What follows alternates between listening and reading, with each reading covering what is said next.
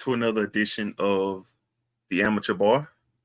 I'm your host, Brian, and I'm joined with the boys, Moby Kobe, the man who can drive anything with 2 and 4 wheels. At some point he'll drive a plane if you let him.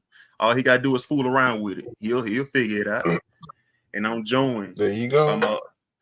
I'm joined by Anthony, aka the man with many nicknames, Tin Cans, Don't Help Me, Help the Bell, the alcoholic himself, but don't call him late for dinner. All right. Hey, you forgot forklift certified too. Oh, the forklift expert. Man can start his own forklift academy. And I guarantee you won't fail, but he intense. Right. He'll teach you how to drive it backwards with your eyes closed. That's right.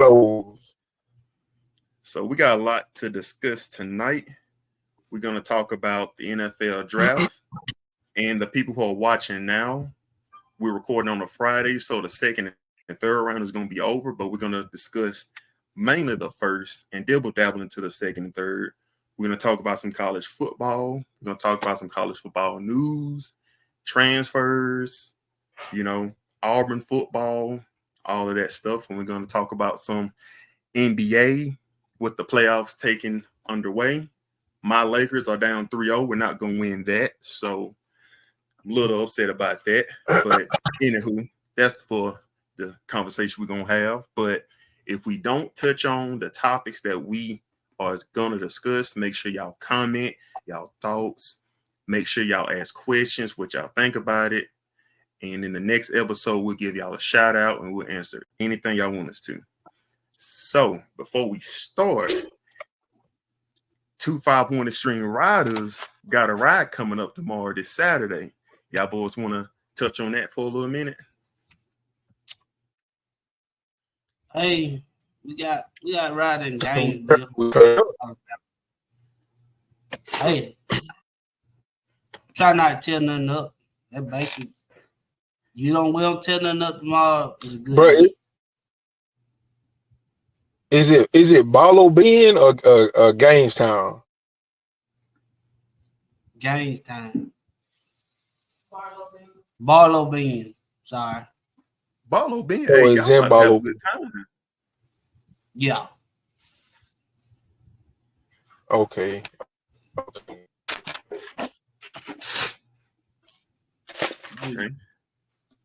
Make sure y'all boys have it's gonna be packed. Make sure old boy bring that Coca-Cola truck this time, and it's gonna be a good time then. A great time. I got about 45 bills. About 45 bills. About $20. $20. What brand? Natural Light. I don't bring what you mean, what brand? Don't you ever disrespect Natural Light like that? Talking about what brand? I'll never cheat on that. A whole 30. Hey, Kobe, chicken cooler tomorrow. Make sure he ain't got no bottled water up in there. Hey, I gotta have some bottled water now. Hey, you gotta have that water. Joker drinking in that heat gonna pass out. Hey, he won't make it to 12 o'clock.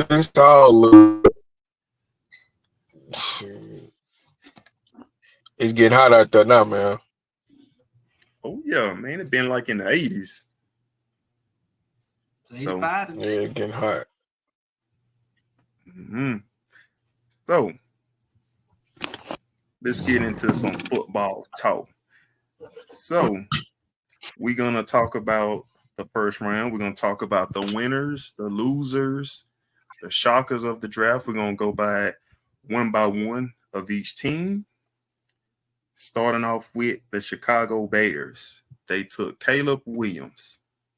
Me personally, I still don't think he was the best quarterback in the draft, but it made sense for them to take him because you're supposed to take the best player on the board at the number 1 pick. So what you think about it? With the Chicago Bears, I don't think they made the right pick. I think they failed when they traded Justin Fields. I think you didn't surround Justin Fields with talent. So I thought maybe this year would have been a resurrection year. I think the first pick I would use on the wide receiver. I know you don't see a lot of wide receivers going first pick, but I would have used it this year on Marvin Harrison Jr. You had 2 picks in the top 10, so you had the opportunity to get 2 good grade A wide receivers, as in Marvin Harrison Jr. and as in Rome Odunze. Hey, get in them, coach. Get in them, coach. You said this right here was, lackluster. I mean, you trade for Keenan Allen. So you trade for Keenan Allen, you got your number 1 right there. Okay. You go. What I would have did, I would have went out and got Marvin Harrison Jr., went out and got Rome Odunze. Now I got 3 top-tier guys that Justin Fields could throw the ball to. And then if he does not succeed this year, then move on, because next year would have been his 5th year rookie. You could pick up his option on the 5th year. So you had a chance to opt out of that. So you didn't have to do it. You're going to always have this superstar quarterback coming out every year. Every year. So you could have took a chance and said, well, I'm going to surround him with weapons and do this and this and that. See, no one ever looks back when Peyton Manning threw 20-something interception, 20 touchdowns, went 3-15 his first year, and didn't do so well until, guess what? Next thing you know, he got Reggie Wayne, he got Marvin Harrison, he got Dallas Clark, he got Adrian James, all the guys that made him better, Jeff Saturday, and then it started progressing. You got to work with the guys, and I think they just let him go too soon. So I get at a C plus just because I think Caleb Williams may be a little bit better passer than the field, but they're not going to get the athleticism. So I go with that. I just give him a B, just because, since they traded away Justin Fields, obviously they needed a quarterback. That's the only reason why I give him a B. Obviously, right. Caleb Williams is what the NFL typical quarterback is nowadays. I guess a dual threat. He can create plays outside the pocket. He's mobile. He can move around, make these unorthodox throws and stuff like that. So he's today's modern Patrick Mahomes, what everybody's looking for. But I just feel like his mechanics is just all over the place. Every quarterback in this draft mechanics is all over the place. I don't think nobody in this draft was a clear number 1. Maybe Jaden Daniels, in my opinion, but that's just me. But I just give the Bears a B just for now, just because of the need. But as far as what he's going to be, we're just going to have to find out. Justin Fields should have been the quarterback with these pieces. We would have really seen what he could have did. But moving on to pick number 2 and 3. Both of these was quarterback. Washington took Jaden Daniels. The Patriots took Drake May. The only question was which one was going to go where. There was going to go 2 and 3, but you just don't know who was going to take what. Will take which quarterback. I like Washington taking Jaden Daniels, but Drake May last year, not this past season, but the season after that, but before that, he would have been the first quarterback. But this past season, he reminded me kind of like Jameis Winston. It was just too many situations he was putting. He was just forcing passes, forcing throws, and that really just kind of dropped him. But like you said, he's just another Mac Jones. But me personally, I give Washington a B plus, and I give the Patriots C minus. Well, I give Washington an A. And the reason I say I give him an A because this is another Robert Griffin situation, but this is in a new time era where I'm not gonna say A plus, I'm gonna say A minus. The only reason I'm not giving him the A plus is because of Jaden Daniels. I need to see him protect himself a little more than he did when he was at LSU. Everything else was top tier. He could throw the ball where you want to, comeback routes, slant routes, go routes. He can run the ball. You're not gonna stop him. If he's on, he's on. Right. But my biggest concern with him. He's 207, tall and lanky, and run straight up. He doesn't protect himself at all. You know, he got that dog in him, but in the NFL, sometimes you can't have that dog in you like that. Not as a quarterback. If you want to be a franchise guy type quarterback, you ain't doing your team no good sitting on the sideline with broke ribs. Because that's what them linebackers gonna do. They're gonna tear him up. He running high like that. We all know that. But if I think it's better coaching than I know a lot of people. He's been compared to Robert Griffin, and I think they put Robert Griffin in a horrible situation when they knew his knee was hurt pretty bad, and they still kept running with him. But I don't think they're gonna put Jaden Daniels in that situation. I think they're gonna tell him to run when needed, but I think they're gonna just let him. He's the type of quarterback where he looks to throw first. He's not looking to scramble. Right. And he when he gets hot, he gets hot. But you know, he can also that guy that can get out of trouble when needed. And as a rookie quarterback going in, you know, a lot of rookies they get a little that time clock goes off in their head really fast. You know, the NFL speeds up a little bit more than college. But I think give him a couple games and let him adjust. And I don't think he's going to see it in the first 3 games, but give it that 4th game midway into the season, and I think he starts to light him up. I mean, you surround him with some good talent like you had at LSU. Put him in the shotgun. Do not put him on the center. Put him in the shotgun and let him eat. Because you put him on the center, I'm telling you, it's going to be a bad day. They'll be looking to draft another quarterback in 2 years. So that's what I think. So, but with Drake May, I think it's a horrible decision. I think you traded away Mac Jones and drafted Mac Jones. It is no difference to me. Only thing Drake May got on Mac Jones is he can outrun him. True. And in New England, the quarterback doesn't run. You ain't seen a quarterback run since Cam Newton. And Cam Newton won never about a year and a half. So you ain't never seen Tom Brady. Tom Brady once said him and Peyton Manning did this together. They said, well, we're going to try to rush for 100 yards. Guess what? 100 yards in 16 games. They ain't say in one game. Their goal was to rush for 100 yards in 16 games. So we don't need Patriot way is not a quarterback running the football. So I think, like I said, they talking about, Jacoby Brissett is going to start, and we need to let Drake May sit behind him and learn, kind of like a Aaron Rodgers and Love situation, or you can say Brett Favre and Aaron Rodgers situation. But that's a whole different time. We come in this time where the fans, if you're drafted in the first round, the fans want to see that first round come in real fast, especially if you're the number 2 pick. Okay, they say they're going to see them. What if Patriots go 0-5?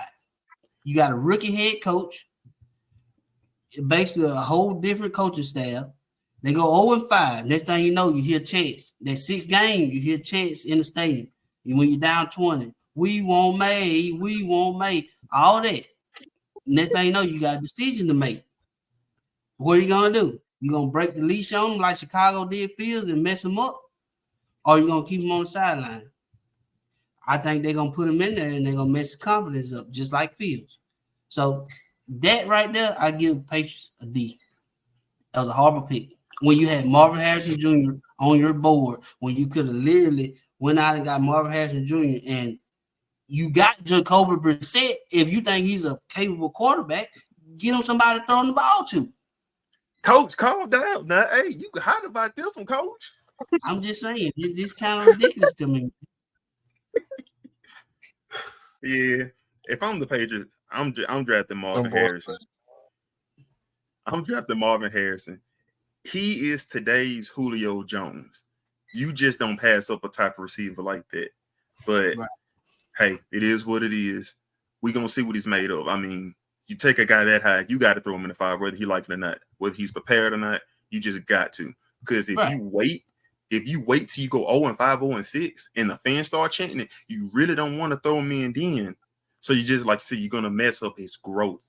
You're going to kill his confidence very early. You're going to have another Zach Wilson on your hand and a Mac Jones combined. Right. Okay. So picks 4, 5, and 6. The Cardinals drafted Marvin Harrison. The Chargers drafted Joe Alt. And the new, That was a good pick by San Diego.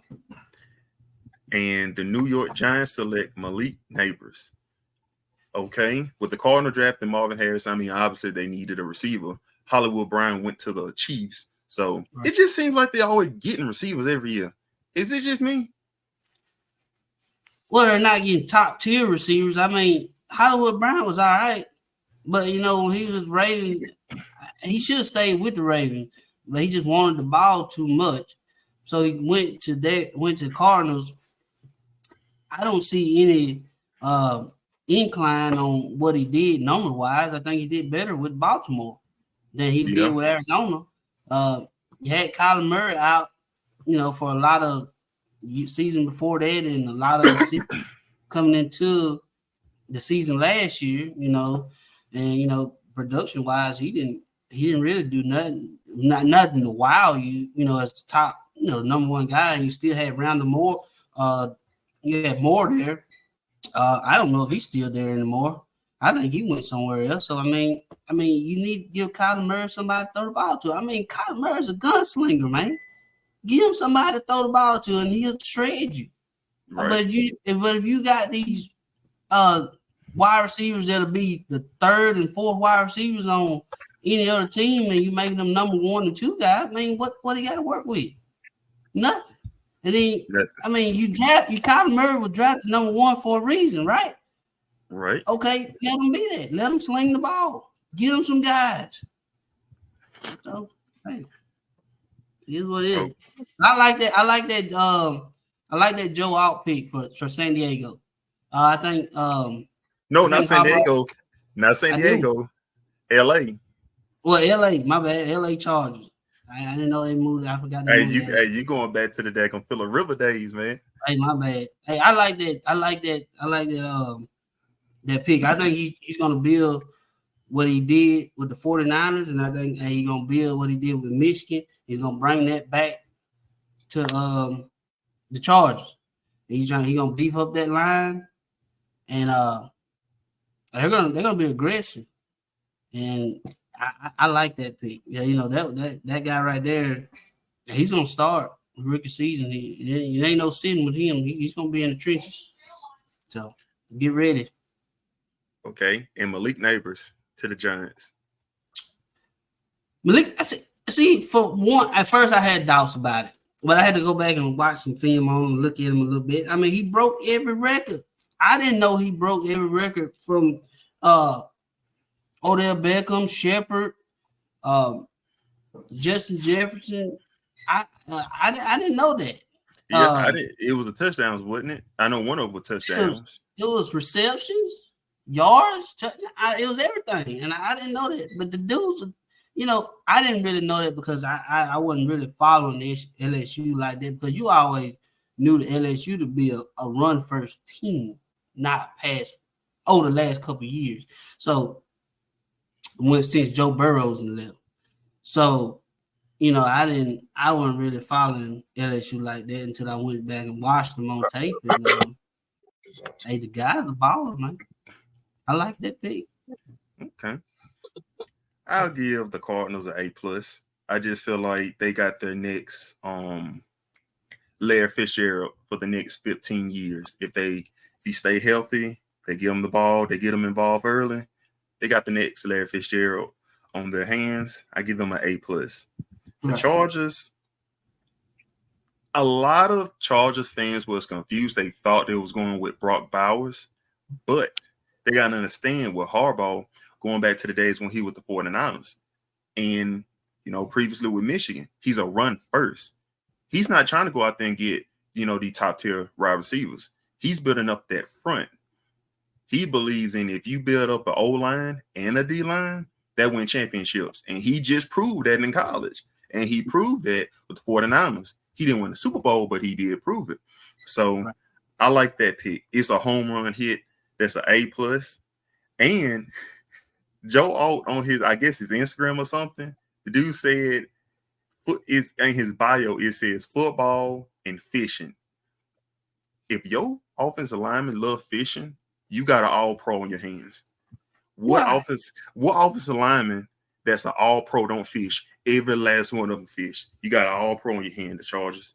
An all-pro. He's going to be playing for 16 years. So, with the Giants, Malik Neighbors, A-. I like it. I still wish they would have traded up and got – they could have traded up and got Marvin Harrison. If anything, they should have just drafted a quarterback or trade down in the first round. But I like that receiver. You can't pass up on him. So, No, I agree with you. You're right. So y'all give them an A-. He'll start day one. They need some receiver. They need any offensive player they could have got would have been a good pick for them. Yeah. So at that point, pick number 7 was the Titans. They got J.C. Latham out of Alabama. Pick number 8. It was a dog, bro. Pick number 8 was a shock of the whole draft with the Atlanta Falcons taking Michael Penix, and pick number 9 was the Chicago Bears taking Rome Odunze, the wide receiver from Washington. Right. With the Titans, I like it. Their O-line was horrible last year. They've been horrible for the past 2 years. So in the NFL, you got to beef up your front, offense or defense. You got to beef them up. If you don't have a good O-line or D-line, you will not be competing for a championship in the postseason. So I like that pick. And the crazy part, a lot of Titan fans didn't like that. I didn't understand it, but I like that pick. Now the Penix, I don't know. I'm gonna wait. I'm gonna wait until you give your opinion first. But it don't matter which side you own. You can either say it's a good pick or a bad pick. Nobody's wrong. But with Rome, that's a great pick. To put on the other side. Well, he'll probably be in the slot. No, DJ Moore will probably be in the slot, even though he probably want to play outside, but he's probably going to be in the slot. Put this guy on the outside along with Keenan Allen. So I like that pick. I'm going to give the Bears pick a A. I'm going to give the Titans pick an A+, because they just need help on that line. Right. But the Falcons, that's a D. It got to be a D, man, because there's no way you can give this a positive pick because that is a future pick. As a Green Bay fan, I know. So that's what I'm going. You got to know. Hey, go ahead. I let you finish. So, you know what? I'm going to go ahead and say it first. I'm going to go ahead and speak on it, then let you take the flow with this one. So we're going to talk about this Atlanta Falcons pick. All right, let me set my phone down with this one. You just gave Kirk Cousins 4 years, $180 million contract, $100 million guaranteed. Right. I think 50 million is guaranteed the day he put ink to paper. Right. Then you go draft a quarterback in the first round. You do not make a move like that when you drafting in the top 10. The top 10s are the people that you put on the field now. And I just want to say this. I want you to give your opinion on this. With the move Atlanta just made, drafting this quarterback and signing Kirk Cousins, should they have just went and got Lamar? You know how I feel about that. I think they should have got Lamar last year. I do. I really do think they should have got Lamar last year. But they didn't. So we're on this year. Wait, hold on. I won't finish now. Hold on. Hold on. You about to go in. Right here. I'm kind of disagreeing with you. Me personally, I feel like if you're gonna they screwed. Okay, we gonna kind of jump a little ahead. They screwed up the Raiders pick. They really screwed it up. So I felt like the Falcons probably was looking at somebody else. They went into this draft wanting Michael Penix, but they just figured that the Raiders probably, trade up and get him. They probably did not even know he would fall in their laps. So that just shocked them. And so they pulled the trigger. I just feel like you do not make that pick when you just gave a 35-year-old Kirk Cousins that much money. But how I get why they did it, though, because they have no plans in drafting that early ever again. Because let me tell you about this. Let me find it. So that offensive talent that they have with the Falcons in 2021, my bad, 2021, they drafted Kyle Pitts with the number 4 overall pick. 2022, they drafted Drake London with the 8th overall pick. 2023, last year's draft, they drafted Bijan Robinson with the 8th overall pick. You don't want to keep drafting that high year after year after year. So they're making a decision for the future to not be that high again. You don't get that kind of talent on that offense and have somebody to throw them the ball now and for the future. So I don't see them ever drafting this high again. That's why they made the move. And also with Marcus Mariota and what's his name, Desmond Ridder, he put a bad taste. Those two quarterbacks put a bad taste in that franchise mouth. After Matt Ryan left, them two quarterbacks did this. They was like, screw that. We're never going to go through that again.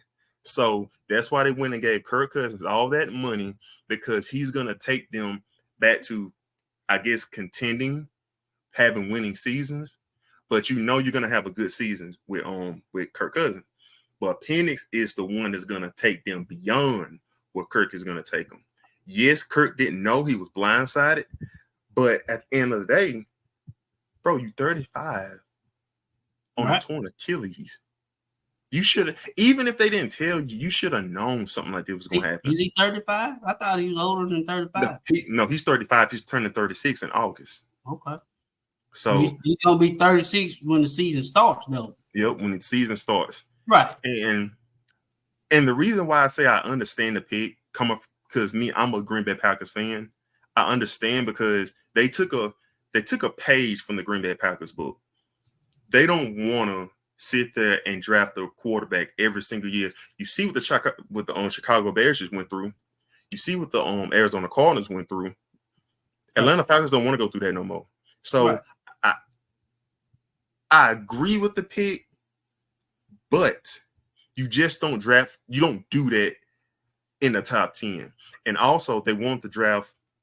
The fans want them to draft a pass rusher. The Falcons have been horrible with the pass rushers they've been drafting through the years. With Vic Beasley, he had one good season. Good season. After that, he was horrible. And it's the guy what's his name? McKinley from UCLA they drafted in 2017. Right. He was horrible. So they are not good at drafting DNs, if not developing them. So Falcon fans, hopefully that kind of ease y'all. Just look at the history. Y'all do not develop pass rushers. So I get the pick. Me personally, I would draft a receiver just to make the offense more explosive. But I kind of get why they did it. But right now, I can only give that a D, just because you don't know what you're going to have until 3 years from now, 4 years from now. D. That's my opinion. You just got to have a D. You just got to give them a D. You don't know until years down the road. Then that's when you'll give a pick. And also, before I, give the stage to you, maybe the Falcons looked at this like, we're going to back pocket him and save him for later for draft picks. Maybe the Raiders come with some offers. Maybe they can just snag some offer from another team. Maybe the teams that just drafted quarterbacks are going to need quarterbacks in the next 2 or 3 years, drafted in that same position. And they're going to be so desperate for quarterbacks. And the quarterback market is over.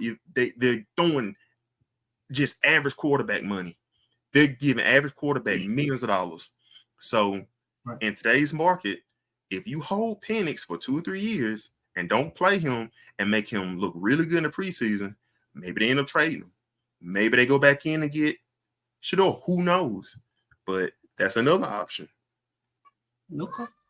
So, what's yours? Go in, coach. Go in, coach. But I say, okay, we start with J.C. Latham, offensive tackle from Alabama. I think that's a great pick. I think it's a great pick because you got Will Levis coming to his second year. Need protection. He needs protection and he needs it bad because he's one of them dudes that think he's a dog. He's gonna put his nose right into the defense, but you need somebody back there. Will Levis a good quarterback, man. I don't care what nobody says. I believe in him.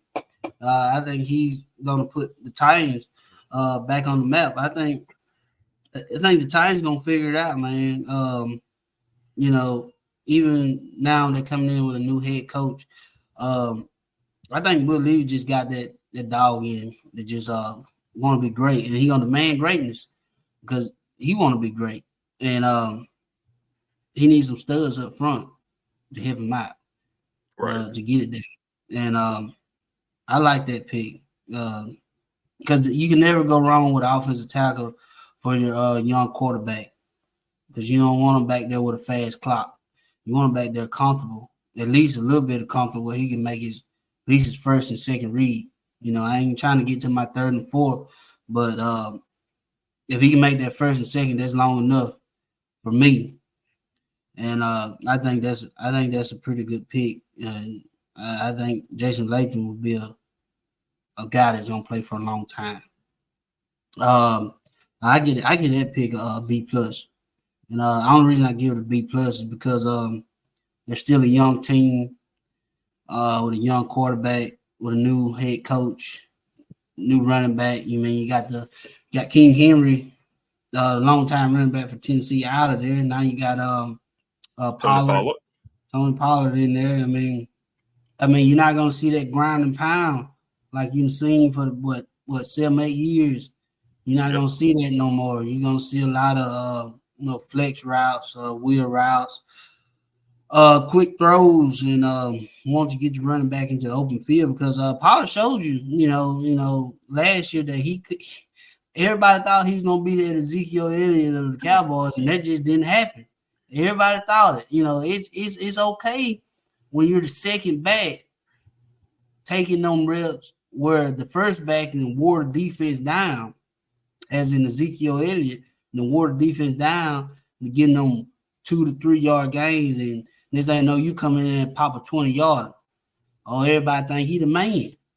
Okay, but once you the man, now you gonna be the one on first and second down, and on the goal line, taking them big hits. Now you can't pop them. They showed it showed last year. He was okay, but it showed that he couldn't tote that rock like Ezekiel Elliott did, and I think they kind of did Ezekiel Elliott wrong a little bit, just because he did carry the Cowboys for a long time. But that J.C. Latham, I think that was a great pick. We'll go to Michael Penix Jr. I like the pick. I like the pick because guess what? Kirk Cousins does not stay healthy, for one. He doesn't win the big games. He's going to have his numbers going to be good. Yes, numbers good. I throw for 3,000, 4,000 yards. I throw for 30 touchdowns. My touchdown to interception ratio low. But what does that matter if you don't win a playoff game? True. That's just numbers. I can put up numbers. That's every season. Okay, great job. You did great in the regular season. But what are we playing for? To win a championship, right? We ain't playing for a regular season MVP. I don't care less about MVP. We don't win a championship. At least a conference championship. We ain't won that. That's right. I mean, why should I put my trust in a 35-year-old? Hey, look what money means nothing right now in the NFL. Look what Denver did with Russell Wilson. They put him out of there. Even with the money they owed him. They don't care. Give him the money. They ate it. Ate it up. Send him to Pittsburgh. Let Pittsburgh take care of him. So he's 35 years old. I mean, You go back to Green Bay, like you said, you go back to Green Bay. They did it with Brett Favre and Aaron Rodgers, and then they did it with Aaron Rodgers and Jordan Love. You know, it's okay. It's okay. I think it's we get into a time where we see these big names, we see all the highlights in college, and when they come to the pros, we're going to see them play right away. But you don't see them organizations that's patiently like Green Bay did, and I praise Green Bay for doing that because it shows. I mean, just think about it. I mean, you took Brett Favre and Aaron Rodgers, let Aaron Rodgers learn under Brett Favre for so many years. Then you took Aaron Rodgers and let Jordan Love learn under Aaron Rodgers. I mean, that's 2 Hall of Fame quarterbacks right there. Hey, it's the reason why Green Bay has had 3 franchise quarterbacks in like 40 years, right? 30 40 years. It's the reason why. There's a reason. I mean, you don't just do that for a reason. You know, a lot of teams would, you know, give up on the guy, but I think this right. I think Michael Penix can learn under Kirk Cousins. I mean, I don't think you could have to throw him out there the first year. I mean, Kirk Cousins gonna win you some ball games. Don't get me wrong. He's gonna win you some ball games. With that talent around him, he's gonna win. But the thing is, can he stay healthy? And then if the trend continues that he cannot win the big game, then you might have to look at Michael Penix Jr. Or let's go back to Dallas Cowboys with Tony Romo and Dak Prescott. Going into the season, everybody thought Tony Romo was going to be the quarterback. Tony Romo ended up getting hurt preseason. Dak Prescott has a spectacular preseason. Becomes the number 1 guy. Even though Tony Romo owed a lot of money, Dak Prescott's still the guy. Hey, you take a Michael Penix Jr., hey, the left is back. Hey, Michael Vick Jr. is back, baby. He's back. The left is back in Atlanta. That's what the fans want to see, the lefty. Hey, they having flashbacks. I'm telling you, man. You know, I like Michael Penix. That dude right there, man, in my eyes, I thought he was the best quarterback on the board. I really did. I thought he's the best quarterback on the board. I think they may have not said that because he played at Washington. But hey, you know, I seen him make the same throw Caleb Williams made. I seen him make the same throw Jaden Dane made, Drake May made.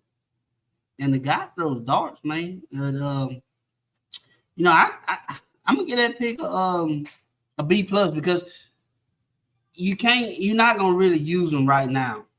I think you're gonna let him learn, you know, just because he's not a rookie head coach. He had been through it before, but they got a new head coach.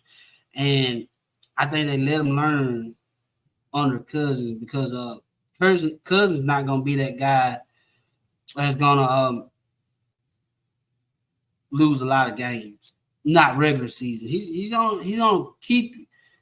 They not gonna go 13-0 to start a season, but he's gonna keep you in the playoff hunt. So I like, you know, he's gonna do that. So that's why I give it a B+.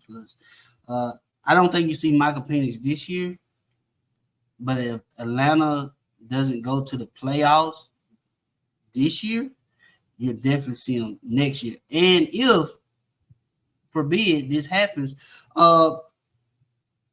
Atlanta starts weak and they go first 6 games may go 2-4. Like I said, I mean, that fan base get to calling. Hey, you never know. Might throw him out there. See what he got. Just with that first name, Michael. Hey, they gonna want it. They ready for the lefty, baby. I'm telling you. Hey, they having flashbacks of Michael Vick coming in there. You know, Michael, he didn't start his rookie season, but he coming there late. And this one with a do-rag. Hey, bad man, boy. I'm telling you. You better give. They don't give my boy Vic no credit, but I got him credit. Hall of Fame. I'm calling it. Get out of here. Okay, Chicago, Rome or Doomsday. I like the pick. Because this is gonna be the situation. What is Chicago gonna run? Are they gonna be a spread team? Because you gotta be. I mean, you can't. You got Keenan Allen, Doomsday, and DJ Moore. You can't keep one of them guys on the sideline, so you're gonna have to run a spread offense. And you got a guy like Caleb Williams. If you want to compare him to Patrick Mahomes, okay, let's compare. Okay, let's slang this around. Let's see what happens. I think the wide receiver core is so good for Chicago because I think you could change any one of them guys out to play inside or outside. You won't, if Keenan Allen not getting the ball like he like on the outside, put him in the slot. Put a Doomsday on outside. Same thing with DJ Moore. Just switch swap. Because I don't think that third cornerback can cover any one of them guys. Not me. Not me. That third or fourth cornerback ain't covering not three of them guys. I can guarantee that. I think it's going to be a show. And I think, just what Chicago should have did a couple years ago. But they making it right now.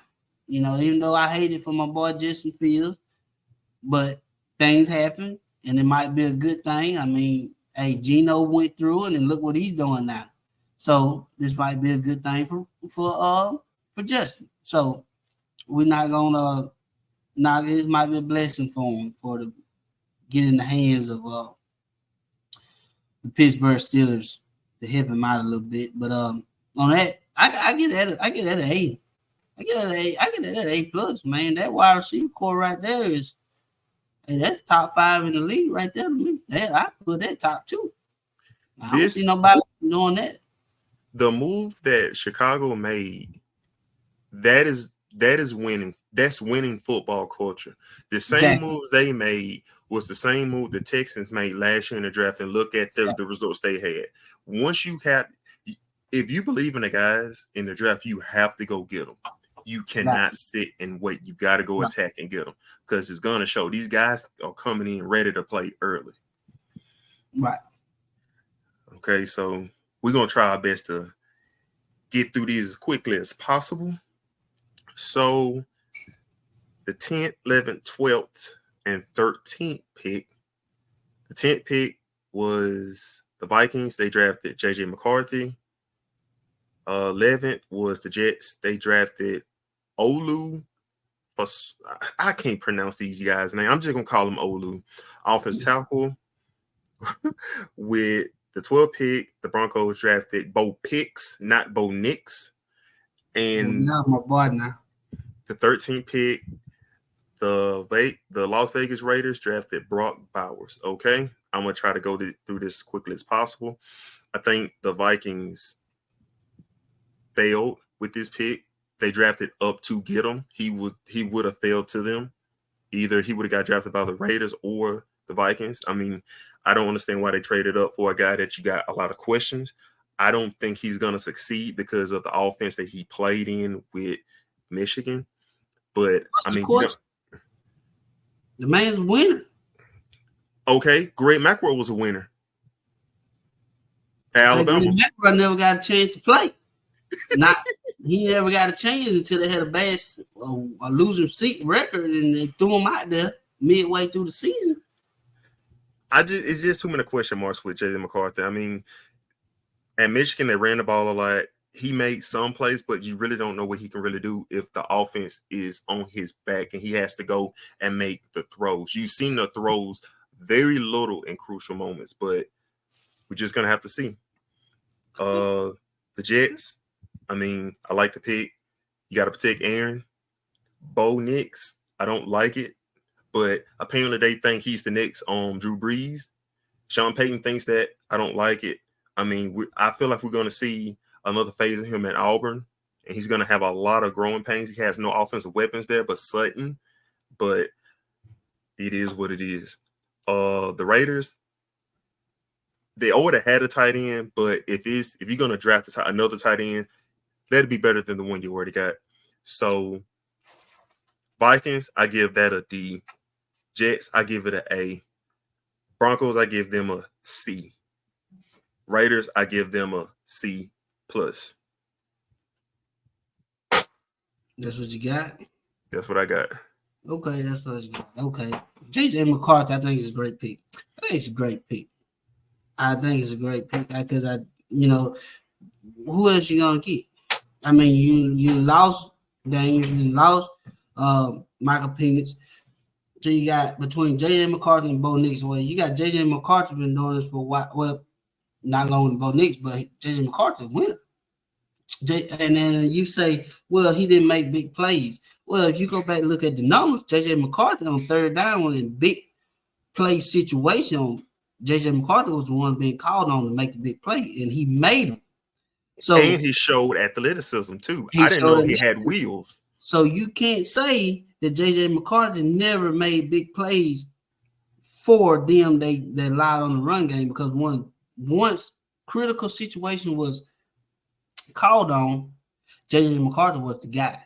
They did okay. If we're winning the football game and no team is stopping our run game, why do I need to throw the ball? So if I'm JJ McCarthy, I'm asking, why are you knocking me? If they can't stop my defense and we ain't got to throw the ball, it's not because I'm not good. It's because the defense can't stop the run. So why would I have to say, let's put this in a home situation and throw the football if all I got to do is run the football 30-some time to end the game? That's winning football right there. That's what every coach wants. They don't want to put the ball in the home way, so let's keep it on the ground. That's the easiest way to keep the ball out of home way, right? So Don't knock JJ McCarthy for that, because in moments where he had to throw the football, and you saw that in the playoff game against Alabama, when he had to throw that football, he threw the football, and that was the ball game. So I give the Vikings an A- because they got a winner. They got a winner. What the guy lost? Maybe one game? One game. Lost one game. TCU, and it was a shootout. Which I forgot. He showed he could throw the ball 2 years ago. So hey, you got a point. Right. What's this guy name? Lunway. Alu Fashanu. Well, you never go wrong with offensive tackle. Especially what you saw the Jets last year. You gotta protect your money guy. And if Aaron don't got long. So we don't need to see that again. So you need somebody back there to help him out a little bit. Right. And I like that pick. It'll be because you ain't seen it yet. We don't know how that's gonna turn out. But I think he's gonna be all right. You got Bo Nix, man. I don't know what you got against Bo Nix. Bo Nix shows you that with a little bit of coaching, he can be the guy. I mean, you look at Bo Nix, you keep saying, Bo ain't good. Bo ain't this. Bo ain't that. That's what you're saying. That's what you're saying to me. That's what you're saying to the people out here. And I hear it.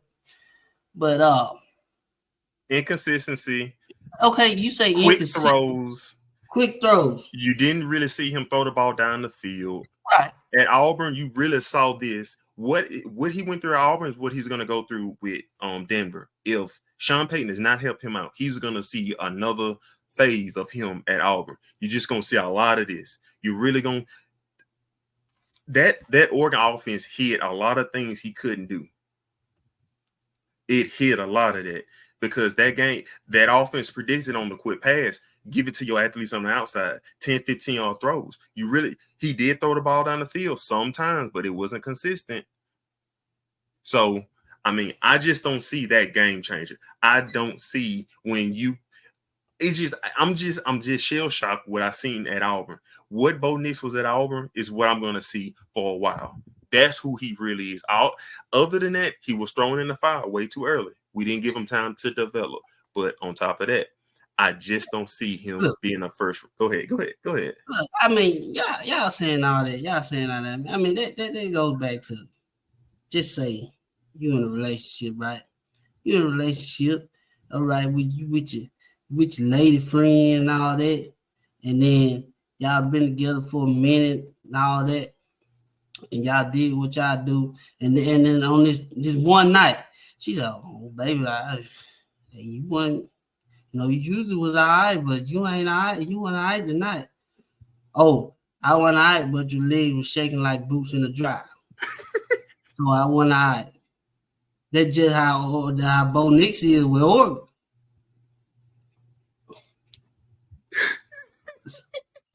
Hey, I'm just saying. So you saying I want all right? Only Bo Nix was all right. Come on, let's give him this dude now. Let's not look at the film. We praised Jalen Hurts when he went from Alabama to Oklahoma. He was the same way. But at Oklahoma, we seen him take on more of the offense. The offense ran through him. But the offense ran through Bo Nix at Oregon.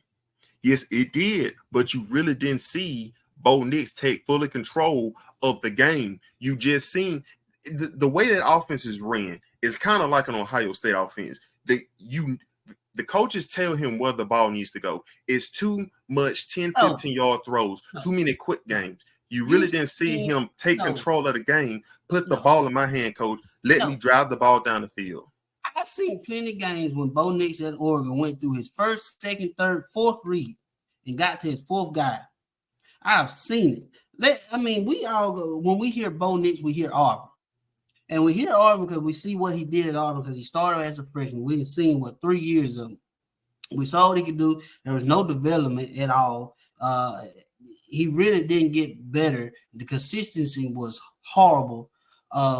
But you've seen what he could be. Right. I think once he went to Oregon, I think he got under a coach that showed him that he doesn't have to be this backyard Bo.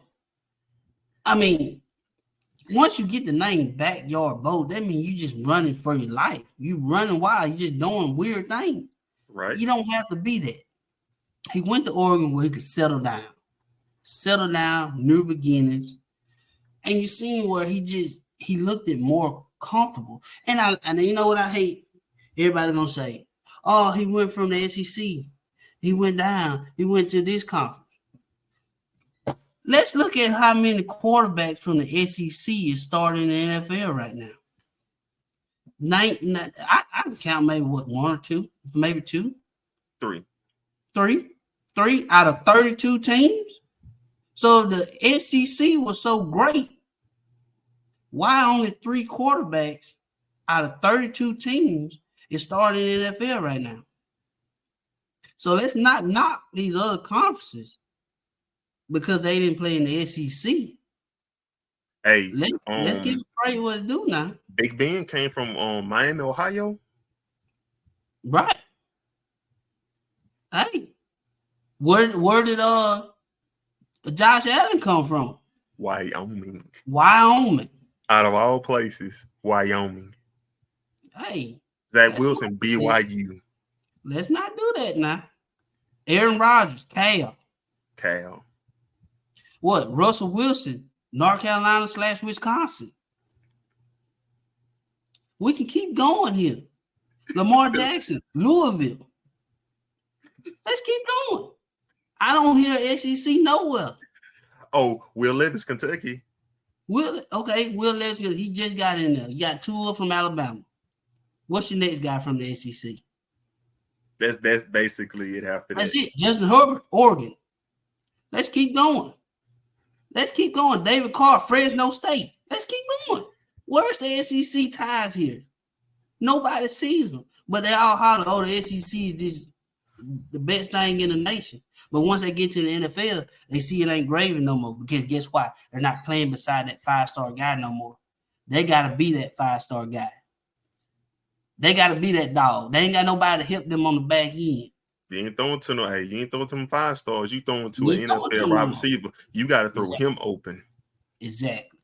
So, let's give Bo a chance, man.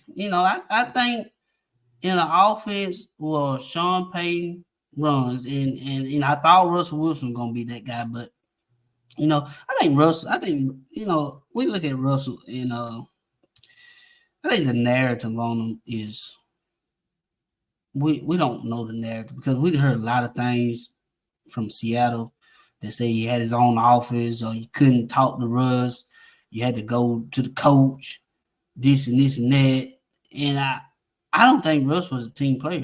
From what I hear, and what Marshawn Lynch said on that interview, Marshawn Lynch don't look like a person to lie to me. So I'm just, hey, I think Russ was maybe the problem. So I think he I was feel like he good. wasn't the problem in a bad way. No, he He wasn't just problem should in a bad way. he should have been more of a team player. And he just didn't understand, like, dude, you got to start being a He team wasn't a player. leader. He wasn't a leader the Look, right way. you Not can a be in the bad front of way. hey, look, you can be in the front of the line and not be a leader if nothing moving. Right? So I think that's just what he was at. He was just in the front of the line, but they wasn't moving. Hey, you be in the front of the lunch line, still won't get the biggest slice of pizza. Hey, talk to me. Hey, I like them little circle when we had in high school. Them things was good. It was square. Them square ones. Breakfast pieces. Well, you wow. Okay, the Raiders. What you think about that one? Brock Powers. Oh, you can never go wrong with Brock Powers. Hell, I would probably take him in the top 5. I mean, that's a generation of talent at tight end right there. I mean, who's your top 5? 1, 2, 3, 4, 5. Hell, I probably picked him at New England. And reports came out that he didn't interview well. So that was another reason. Which in the NFL, how the interview got to do with the NFL? What the interview got to do with playing football? Two things I don't understand. Why a player drops the cognitive test, whatever that is, and the interview process, because they ask them stupid questions in the interview, and then with that little test, it has nothing to do with football. Right. Nothing to do with football. And guess what? Some of the greatest ones failed it because it has nothing to do with football. It's just stupid stuff. Imagine some of the greatest athletes was not good at school.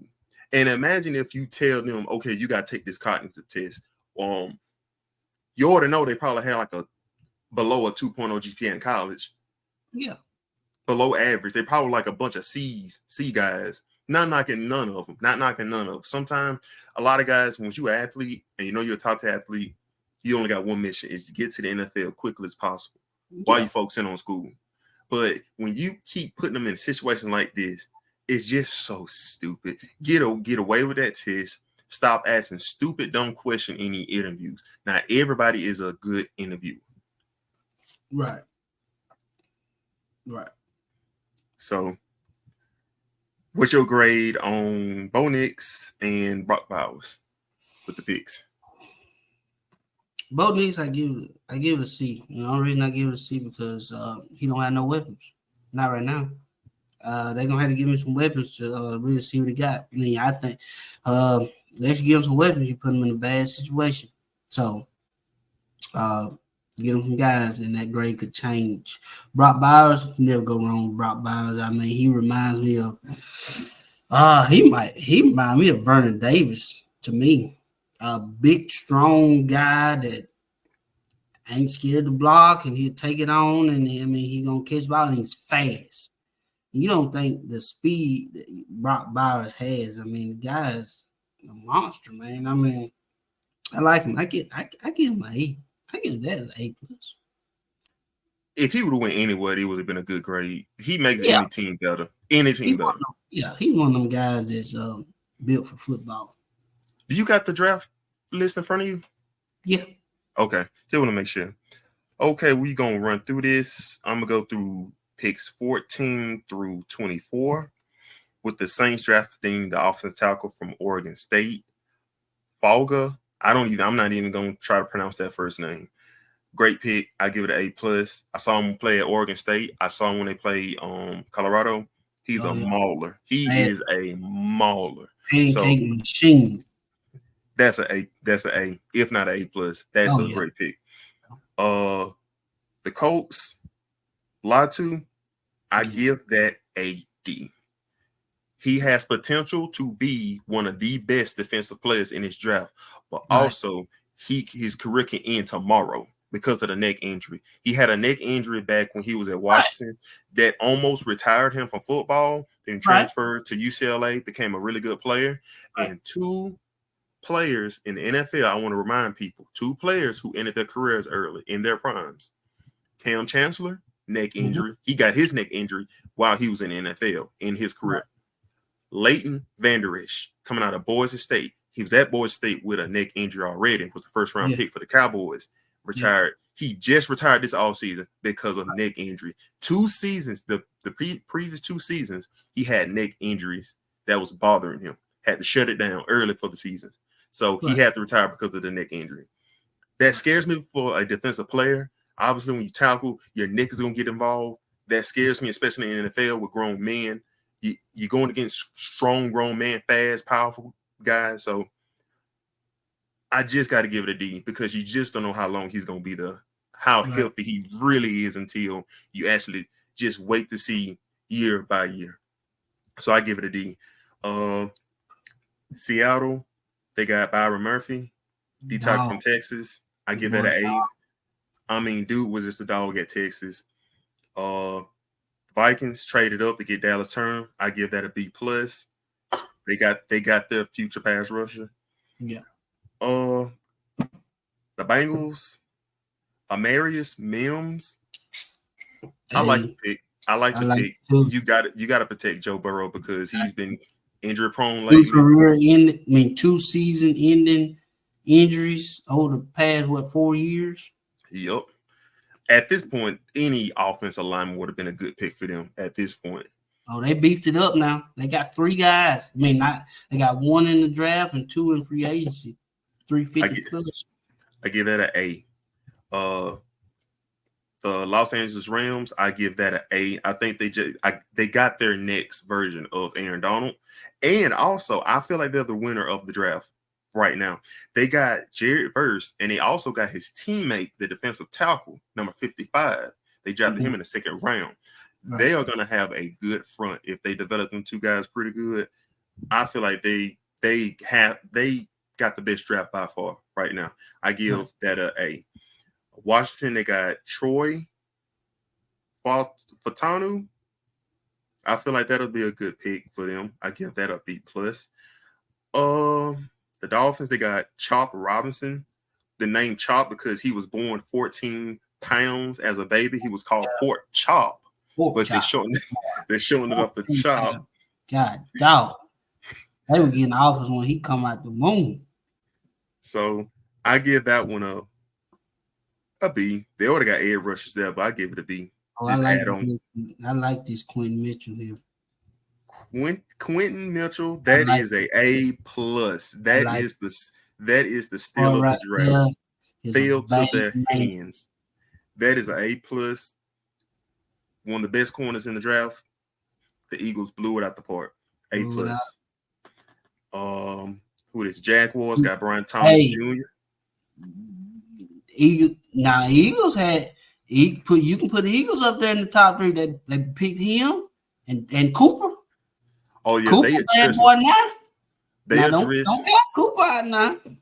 Hey, they addressed the issues. They made sure they did. So I want to put that out there.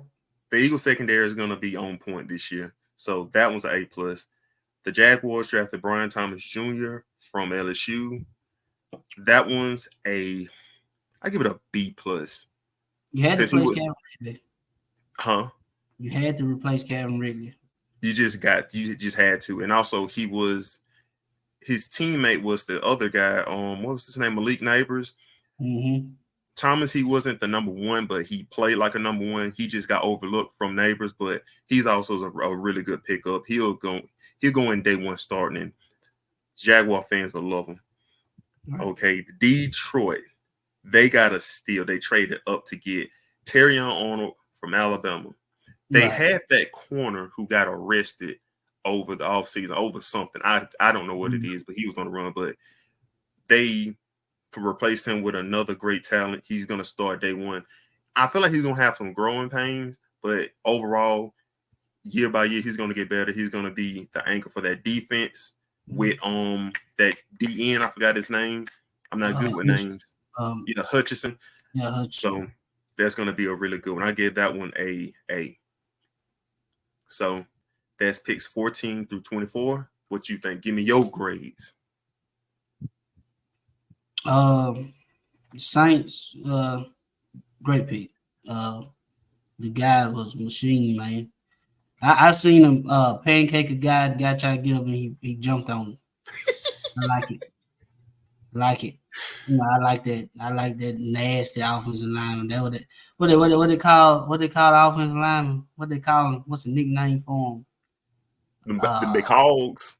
Oh yeah, the hogs. That's a hog. I want a hog. I want somebody to get down and dirty in the mud. You know how crazy them hogs go when they bite something and just start going crazy? That's him. Hey, I don't want one of them hogs that tame. I want a wild hog. And that's what he is. Latu, that surprised me. And like you said, with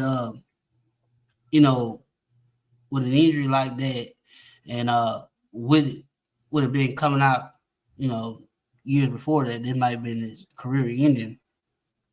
And this surprised me because you don't see teams take a chance on a guy like this in the first round. So I mean, I know even though he was cleared by the doctors, said everything was a go. I mean, that's phenomenal. That's great. I love it. But even when the doctors give them the okay, teams and owners are still scared to take a guy that high. They might go get him in the 4th, 5th round. That way, if something happened, they're not losing a lot. Right. But they must know something I don't know because everything must be G to G, because to take him with the 15th pick in the first round is saying something. And I think he could be another Dwight Freeney. I really do. I think he could be another Freeney and that next great defensive end for the Indianapolis Colts. I think that's a great pick. Byron Murphy, second. Boy, straight dog. He one of them guys that'll stand a center up just to see what a guy going and throw him off real fast, and he gonna go get you. He one of them defense linemen that you think them big boys slow. You trying to beat the defensive end to the sideline. That thing, you see that big defensive tackle come out of nowhere. See that belly go. Hey, once you see that belly moving, hey, you better get out the way. It's over, and then you one running through that middle because he coming to get you. I think that was a great pick. Dallas Turner defense in Alabama. He showed what you could do, what he could do on the big stage. He played at Michigan. When he played Michigan, he played them really well, especially the Georgia game. He really showed out in that game. Oh, yeah. When everybody thought, Alabama didn't have a chance, he really showed out. Mims from Georgia, like I said, you needed to protect Joe. Jordan had 2 season-ending surgery in the past 4 years, but Joseph have showed you what he could do when he's healthy. So to revamp that, I'm glad they went out and got a guy, and they picked 2 guys up in free agency, which he's gonna fit right in with Jared Verse defense in Florida State. I think we can't jump the gun too quick now and compare him to no Donaldson because he ain't played shit. So we gonna have to see what he can do. So talk to me after the first 5-6 games. I'll give my grade on that because I think he can be a very good player, but let's not jump the gun too quick. What do we stop on? 23, 24? We stopped on 24, right? Yes, we stopped at 24. Okay. Troy from Washington. If you want to see what Russell Wilson got, give him a guy to help him. Give him a guy that can sit back there. I mean, you seen last year with Kenny Pickett. I mean, I don't know if that was just Kenny Pickett as a young quarterback that just really wasn't reading the defense well, that was holding on to the ball too long. But offensive line, the Steelers haven't looked like Steelers in a while to me. So I think they, like you said, they got to go get some nasty boys, man, and to get back to that Steelers way. Because right now, Steelers way, we gonna run the football down your throat. You know it's and coming. play great defense. That's it. And I want to see them build it back. Chop Robinson, the boy that had 50 defensive offers since he 2 seconds old. So you knew he was gonna be something. That was a great pick. Quentin Mitchell, the boy that started every game since he came to Toledo, and I praise him for this because even with the NIL, he's chose to stay. That shows commitment to me. That The shows great Nick loyalty. Saban tried to get him to get in the portal. Look, to you come got down. Alabama out there. When the NIL comes, say, come play for me. Hey, you can't be no first round at Toledo. What? Come on. You can't be a first round at Toledo. Come play for Alabama. The boy showed commitment, loyalty, integrity, and was a great teammate. And he What showed college and football look, all about? Right it there. was college football. That was the old college football. And then at that Senior Bowl, Mike Tomlin said Wilson from Michigan. That boy was he's a good wide receiver. You know what he did? They said he did. He stood in line and counted. He counted till he in line to when he seen Wilson.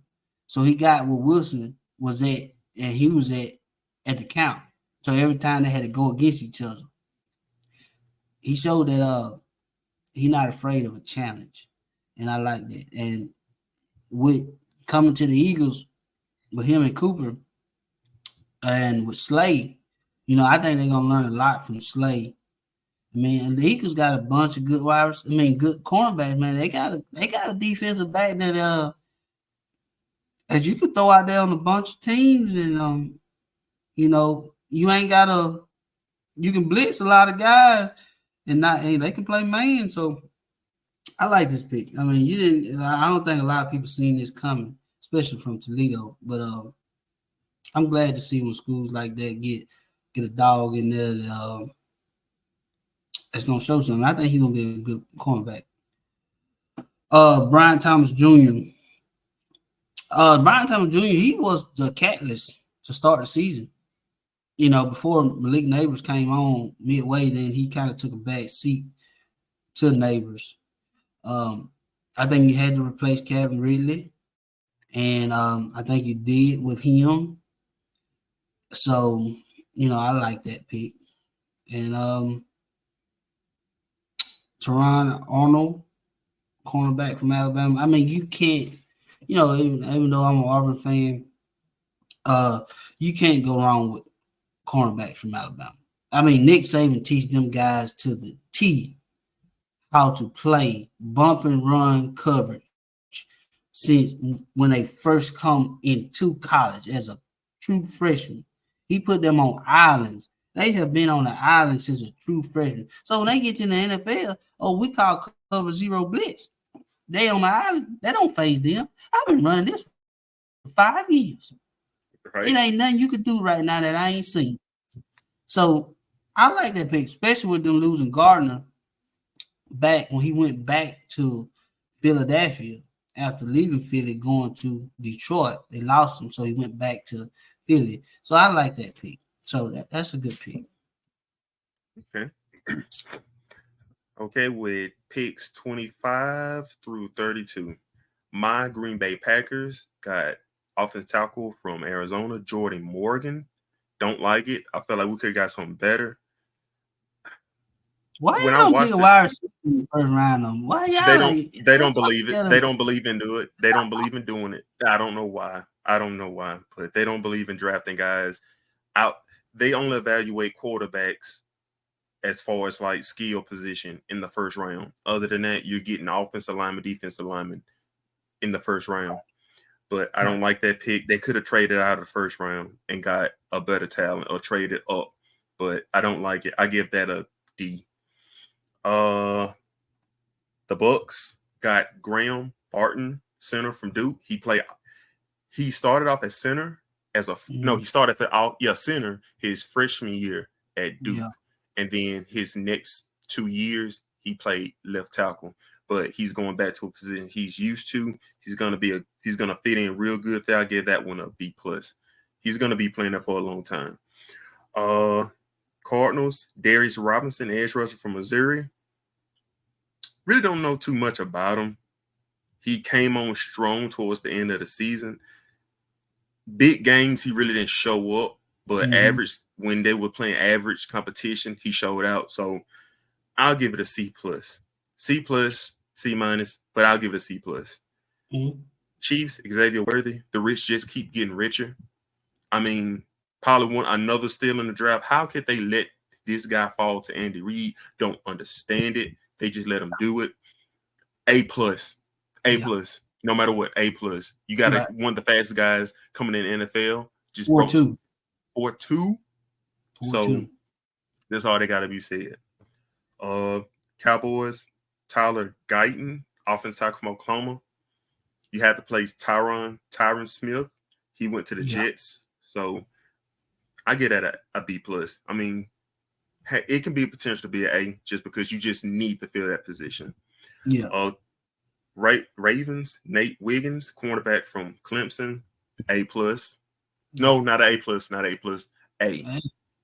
Okay. Dude is a dog at Clemson. Don't give him an A now. He is an A no matter what. A plus, A minus, it don't matter. He's an A. Guy just fell straight in the Ravens' lap. Yeah. Great draft pick. Love it. 49ers, another shocker. I had Ricky Pearsall high on my draft boards because I don't understand how he was getting overlooked. But the shocker of the draft, he got drafted to the 49ers. That confirmed either Deebo Samuel or Brandon Ayuk is leaving, if not both. They just gave Deebo the word that he ain't getting traded. Okay, so Brandon Ayuk, he's probably going to be up out of there. So Ricky, I like him. I compare him to Stephon Diggs. He's another Stephon Diggs. The dude have vertical like none other. Dude can jump out the stadium. He plays like he's 6'5", but he's 6'1". You put the ball anywhere around him, he's gonna get it. I love that pick. I wish teams would have got him early in the draft, but this is perfect. It could be a reach. He would have been there in the second round, but hey, if you believe in the guy, you go get him. South Carolina, Xavier Leggett, whatever you call him. Leggett. Yeah. You're going to have a football player by day or farmer by night. Love it. You got a dog. He's being compared to ain't that the boy that talk? That boy right there. Hey, that's a bad. Hey, you can't. Hey, go ahead. Hey, I ain't gonna talk. I like the pick. That's an A. Any receiver would have helped out that Carolina offense. He's compared to DK Metcalf. They're saying he is what DK Metcalf should have been in college. Yeah, he's that far ahead. So if you want the next DK Metcalf, you better go get him. So I like that pick. That is a home run hit. Right. Okay. All right. Okay. I like that. Let's go. My take on this Jordan Morgan offensive lineman Arizona. I just don't understand why Green Bay don't like taking skill players in the first round. I don't know if it's a Green Bay thing or what, but I mean, Jordan Love to me, he felt a little. He didn't seem like he was that rushed last year. Not to me. I mean, maybe I didn't watch a lot of him. But when I watched it, he didn't seem like he's been rushed a lot. So, hey, if they feel like they need an offensive lineman, fine. But you can never go wrong with a skilled guy. So I give it a C because I think they could have went skilled guy, especially with the talent that's in the skill talent. Graham Barton, offensive lineman for Duke. I think that's a good pick. I mean, you just signed your money man Baker. It's a big deal, so you got to keep him protected. So I like that pick. I give it A. Darius Robinson, defensive line for Missouri. I give it a D. Hell, I might give it an F because you got a guy like Xavier Worthy right there on your board. You just drafted Marvin Harrison Jr. Why not go get another guy for Kyler Murray to throw the ball to? Get him a partner in crime.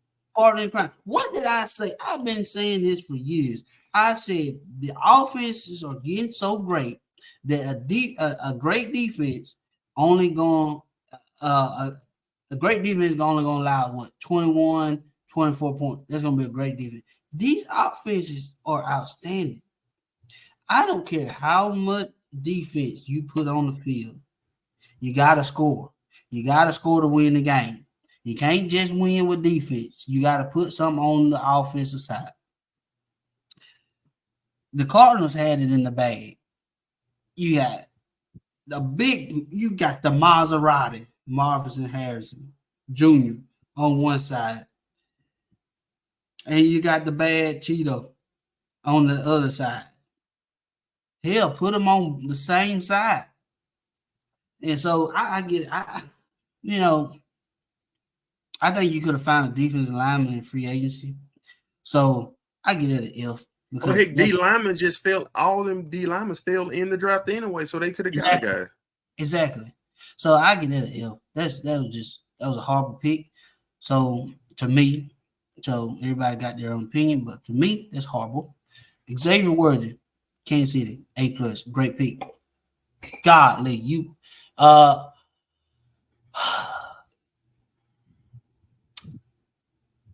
hoping. What's the wide receiver that came on for Kansas City? The Sims. Oh, on Rice. Rice. Rice. Hopefully he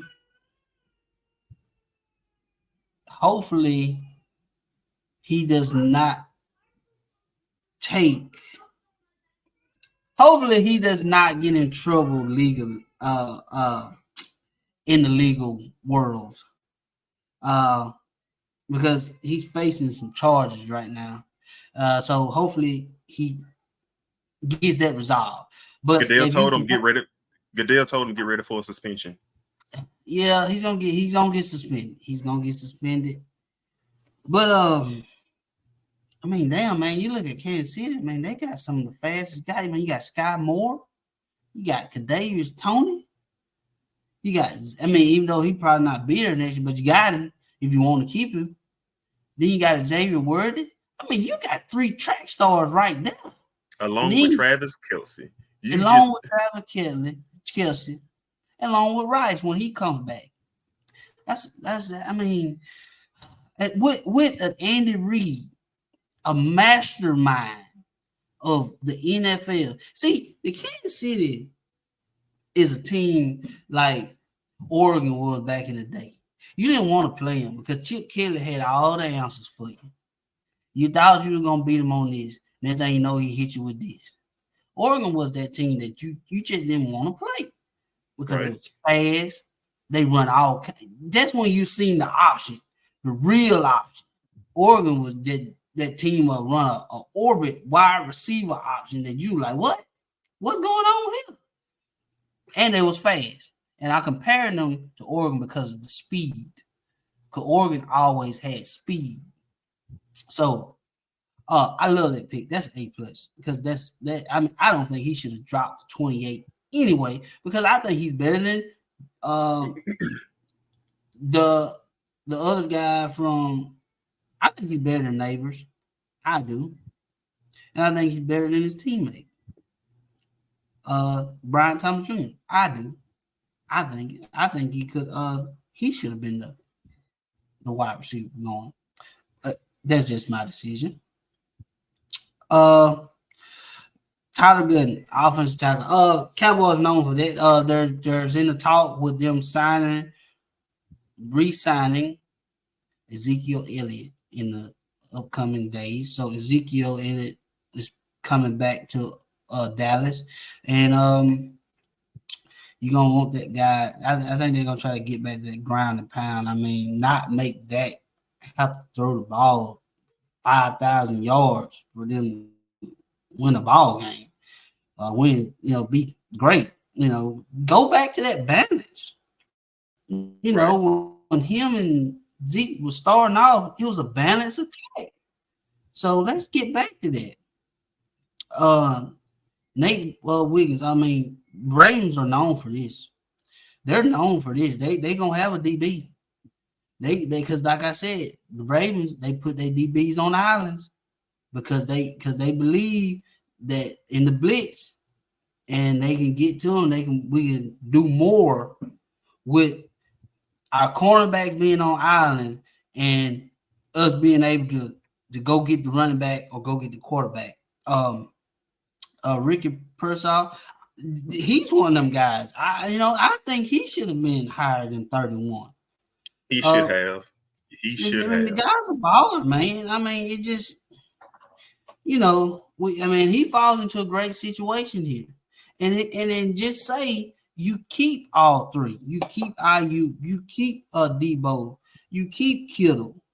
Then you got Christian McCaffrey. I mean, oh man, come on now. That's an offense you already didn't want to see. Right. And him, you don't want to see that offense. That's a bad offense right there. I mean, golly, that's a good pick. Xavier Leggett. Wow. Straight up country man right there. That boy right there gonna come in there and get that's a tough minded young fella right there. And I like him. I seen him play a couple games and that joker dog. He go get it. And I think he's gonna help Bryce Young a lot. Because Bryce Young needs it. I'm not getting Bryce, I'm not giving up on Bryce Young. Not right now. Because you seen in college, you give him some weapons, he'll treasure. Oh, he didn't have that his rookie season. Give the man some weapons. And I pray to God they don't treat him like Justin Fields.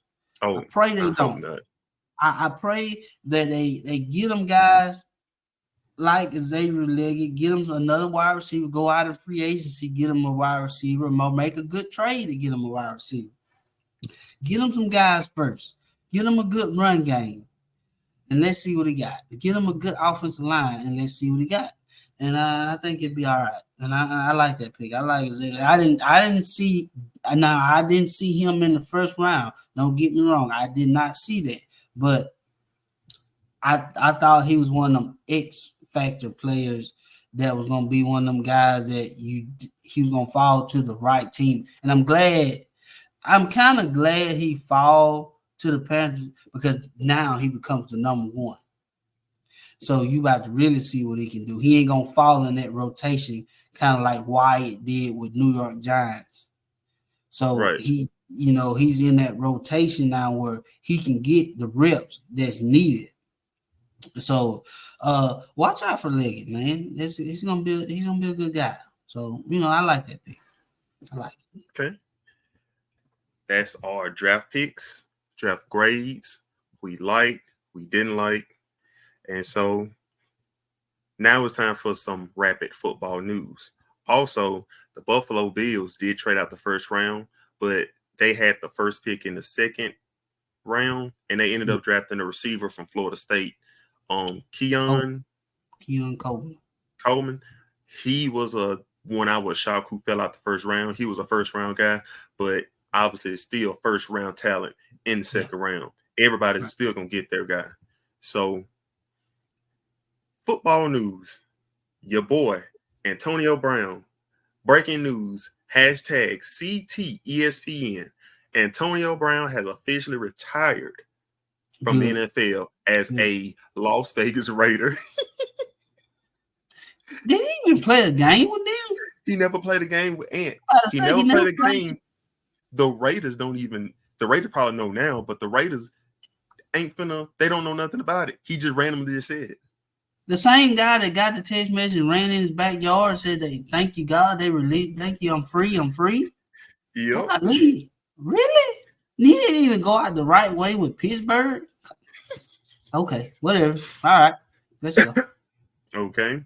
And some news coming out the NFL, the Guardian Caps have been authorized for in-game use this season, which is dumb. We are slowly becoming the flag football league.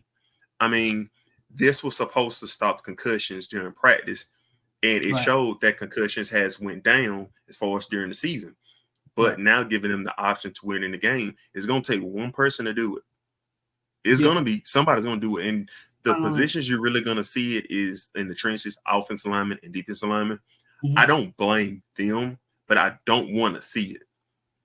So but how many offense or defensive tackle you see get a concussion in the game? Not really. It's mainly the quarterback or like a linebacker or safety or receiver. Yeah, somebody running through it. Only way I see somebody wearing that if they had multiple concussions, kind of like that Tool situation where it was almost, hey, buddy, you get hit again, hell, and you get a concussion again, you might need to stop playing.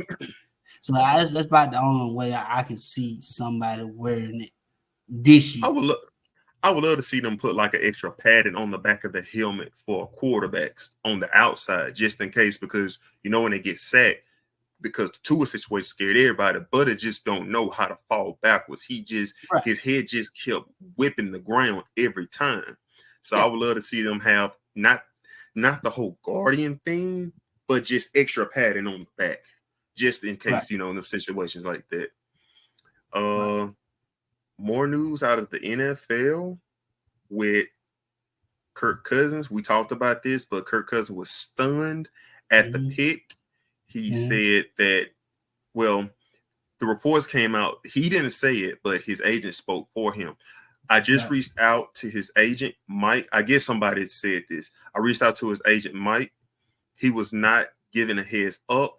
Kirk Cousins was not giving really a heads up on this whole thing. Said the whole thing was just awkward, and it's another word that they use. It was fancy, but he was just caught off guard by the whole thing. I just feel like you got to understand, Kirk, this is the NFL. They're going to replace you. You're 35, entering 36. They're looking to replace you every year in the NFL, especially when you're exiting your prime. Coming off of an injury, if they replace Aaron Rodgers, what that tell you? You're not even him. You're not even a future Hall of Famer. So I don't understand why he was shocked. They didn't have to tell him. I mean, at the end of the day, you got 150 million guaranteed money in the bank. So they could have called, I don't care who they would have drafted. Sam Howell. Not Sam Howell, but Sam, the guy from Notre Dame. They could have drafted him. They could have drafted Jaden Daniels. I wouldn't care who they drafted. My bank's sitting pretty good. So what you think about that? First thing you gotta understand, this is not his goddamn football team. He's a football player. He don't own the Atlanta Falcons. You just got there. You the just new got there. there. Who the hell are you to talk to somebody that way? You ain't been there. You ain't did nothing. You ain't even put on the jersey yet. How dare you get up and say, "Oh, I don't think they should do this. I don't think they should do this."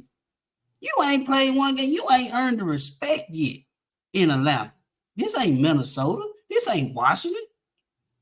Who do you think you is? You're a football player. You stay in the football player place and let the management do what they do. You're not the owner of the team just because you're a quarterback. I mean, you see quarterback get replaced every day. Oh, we could have got somebody to help the team. Well, you help the team by being the leader and teach this young man how to play football. And that question, the team the right way. And that questions me: what mindset? Who do Kirk Cousins hold himself to, like a Tom Brady, Peyton Manning kind of guy? Like, okay, you got a 4-year deal, all that money, yes, but do you think they're gonna build around you? Like, what was he? Did he just think that, or did they tell him that, or give him any sign of that? No, it's the money. It's been because he's been getting this money, that money, and then he got the big deal now. Oh, I'm the big guy in Atlanta now. No, you're not the big guy. You just got the money. And then you have seen other teams ain't scared to replace you just because you're the guy. Minnesota did it. Washington did it. Hell, Washington put you on a franchise deal, 3-4 years in a row. Gave you $20-something million guaranteed being a franchise player. You got $20 million guaranteed all the time. Then you went to Minnesota, got the money. Then they let you go to Atlanta. So guaranteed the money don't matter to these guys no more. The NFL got money. You think they care about you saying this and that? Stay in the quarterback place. Teach this young guy how to be a quarterback. Mentor, and be the guy. Go show him how to be the guy. Don't be this butthole that say, "Oh, I think we should have got him." What make that think? If I'm Mike opinions and I hear that, "Oh, we should have got somebody that could help the team." Well, what does that do to a young player's confidence?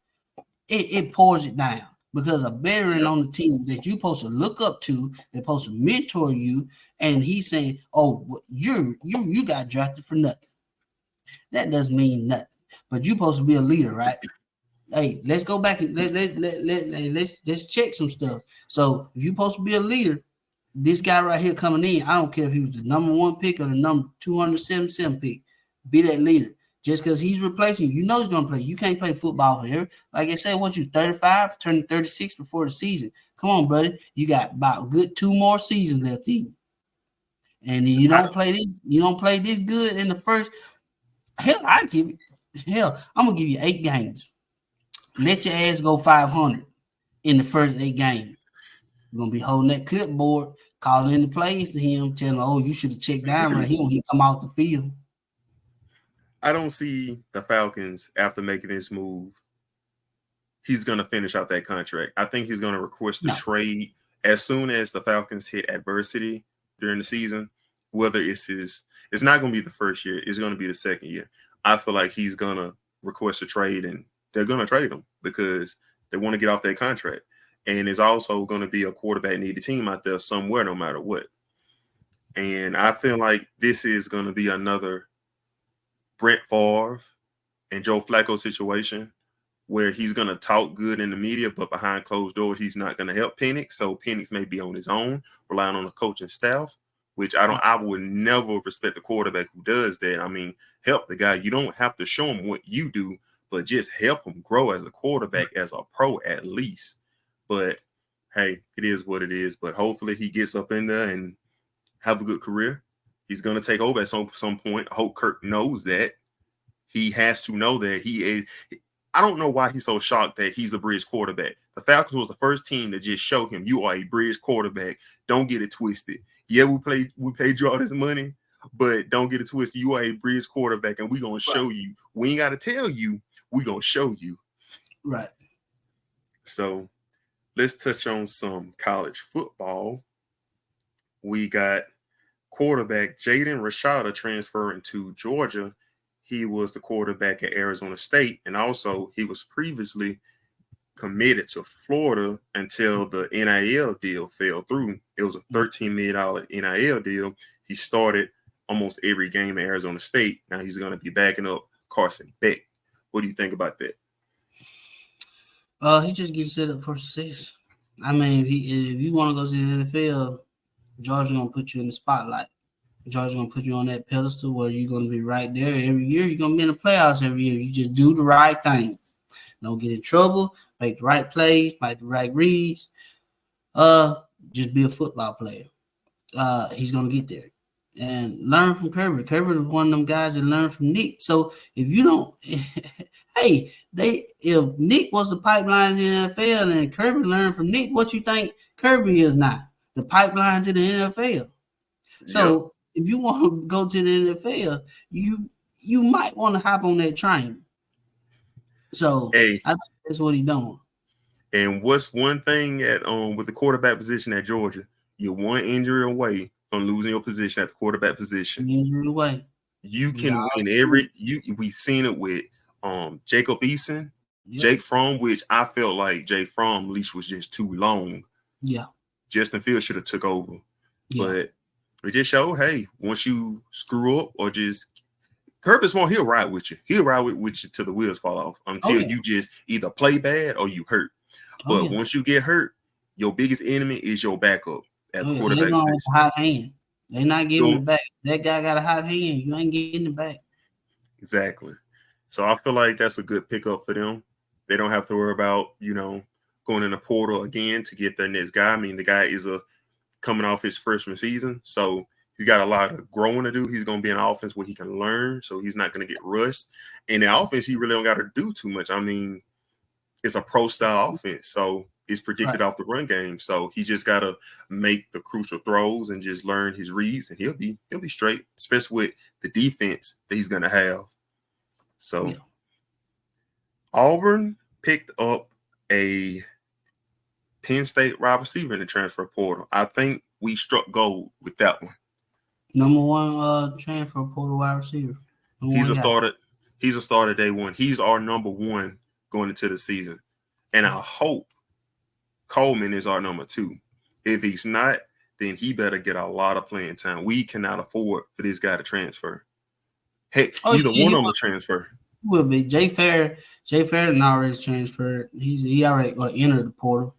So that Pitt freeze, what they call them, the freeze four freshman class. They getting out, everybody getting out of the way for that class because they know they're just too talented to sit on the sideline. So you got this guy coming in from Penn State. Now you make it the freeze five. Now this guy gonna teach these young guys how to really ball. And I don't think people downplaying it because people ain't used to Auburn having a good wide receiver core like this. That who gonna throw the ball? Hell, anybody can throw the ball. We about to show you. Some stuff this year. So you get ready. I think it's gonna be a show. That's all I got to say. I can literally name on one hand Auburn, like they had a number one receiver throughout the years. Yeah. Darvin Adams, Duke Williams, and Seth Williams. That's it. Yeah. Those are the number one guys throughout the year. So it's time for Auburn to take over at the wide receiver position. It's time for us to be wide receiver you.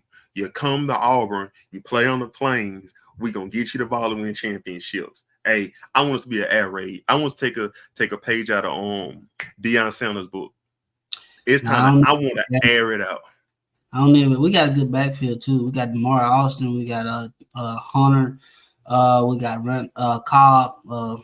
Really good young running back. Got Jackson. He's a really good running back as well. I mean, we're loaded, man. I mean, it's the talent wise, we're on paper. We hang with the best of them. It's just how we put it on the field this upcoming season, and it's gonna be a lot with the quarterback play. I trust Hugh Freeze to make the right decision.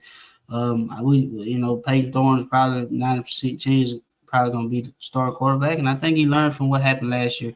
I think he's coming into the season knowing the offense. I think he doesn't have that pressure of that guy. He looking over his shoulder at Ashford on the sideline ready to run in. I don't think he has that anymore. So I think he plays with a lot more confidence that he doesn't have to mess up. He thinks if he's going to mess up, he's coming out. So I think he just let loose this year. And I think you go back to Michigan State when you gave him Coleman, where we just spoke of, and the other wide receiver, you gave him 2 wide receivers, threw for 3,000 yards and about 20-some touchdowns. So, and you give him some guys, I think he can really show you what he can do. So, I'd like to Auburn have a good season. I mean, I know a lot of people that's down us right now, but hey, watch out. It's gonna be a good season. Okay. So we run out of time a little bit, so we're gonna speed rush through these other things we got to talk about. So, Colorado Buffaloes, the running back Dylan Edwards transferred out. He got a couple teams looking at him. Everybody expect him to go to Kansas State. Where do you see him landing? He also got an offer from Kansas, no? Is it? He got an offer from Kansas. I think it was Kansas. I seen the list. Kansas State was one of them, and maybe Kansas too. Man, who knows, man?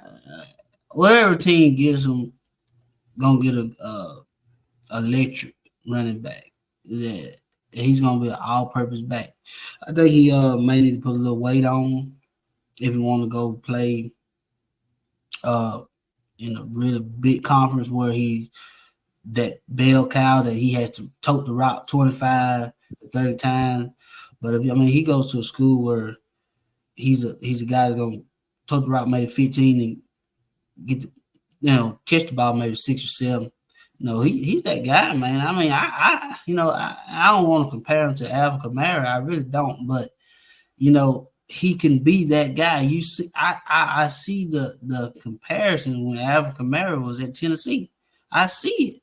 I see it in the game when he was coming out the backfield, getting the swing passes. I mean, just he's one of them guys that had the extra gear on the field. He gave you that extra gear, and I hate that he left because he was gonna be the guy. I just thought he was gonna be the guy, and I just hated that he left. But I wish him the best, and wherever he goes, he's gonna be a good running back. Oh yeah, hopefully he go. I can see him going to Ole Miss, and that offense, it'll make the offense more explosive, especially through the air. They got a receiving back, Quinshawn Junkins. I mean, he could catch the ball, but not like Dylan Edwards. Yeah. Now that's a receiving back right there for you. Right. But as far as Auburn, we got a hometown kid, not necessarily a hometown, but he's a couple of miles up the road, Jackson, Alabama, Nehemiah Pritchett. Hopefully, he get drafted and picked up sometime Saturday. I can see him going in the 5th round. So what do you think he's going to get drafted? What round you think he's going to get picked up? Probably 4th, 5th.